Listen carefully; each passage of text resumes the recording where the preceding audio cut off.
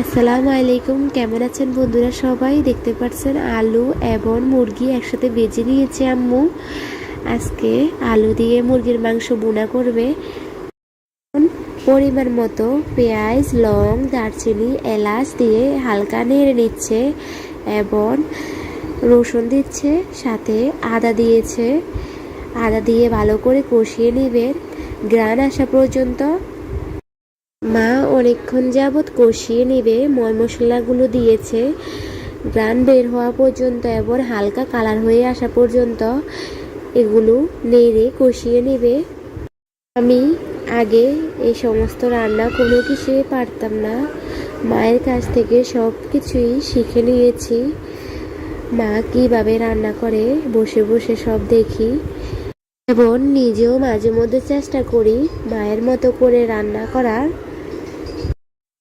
মানুষ পারে না এমন কোনো জিনিস নেই, চেষ্টা করলে মানুষ সব কিছুই পারে। এই ভিডিওটি শুধুমাত্র তাদের জন্য যারা রান্না পারে না। আমার দেখা সবচেয়ে সহজ পদ্ধতিতে এই রান্নাটি মোটামুটি কষানো হয়ে গিয়েছে। আম্মু কিছু পরিমাণ পানি দিল, সাথে নেড়ে নিচ্ছে এবং মশলা অ্যাড করতেছে, পরিমাণ মতো হলুদ দিতেছে এবং আম্মু নেড়ে নিচ্ছে যেন লেগে না যায়। মাটির চুলা তো, তাই লেগে যাওয়ার সম্ভাবনা আছে। এবং স্বাদ মতো লবণ অ্যাড করতেছে, আপনারাও পরিমাণ মতো লবণ অ্যাড করবেন।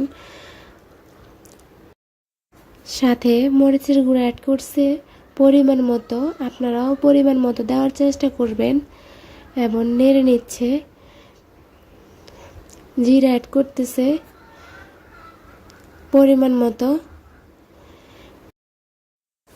মশলাগুলো অ্যাড করছে, এখন কষিয়ে নিবে। আমার দেখা সবচেয়ে সহজ পদ্ধতি এই রান্নাটি। কিছুক্ষণ কষাবে মশলাগুলা। পর্যায়ে কষানো হয়ে গিয়েছে এবং মা মুরগি এবং আলু দিয়ে দিল। এখন আলু এবং মাংস কষিয়ে নিবে। এক পর্যায়ে কষানো হয়ে গিয়েছে, দেখেন কি সুন্দর কালার হয়ে এসেছে। এখন কিছু পরিমাণ পানি দিল, সাথে আবার একটু কষিয়ে নিবে। এখন পরিমাণ মতো পানি দিয়ে দিবেন, আর পানি দেওয়া লাগবে না। এই পানিটি শুকিয়ে যাওয়ার সাথে সাথে মাংস হয়ে যাবে। মা গরম মশলা অ্যাড করতেছে।